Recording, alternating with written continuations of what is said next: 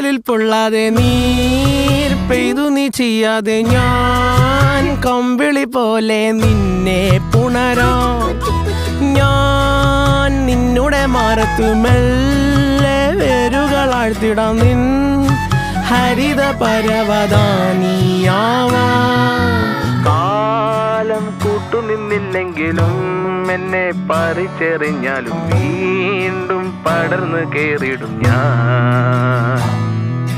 കാലം കൂട്ടുനിന്നില്ലെങ്കിലും എന്നെ പറിച്ചെറിഞ്ഞാലും വീണ്ടും പടർന്നു കേറിടും ഞാൻ.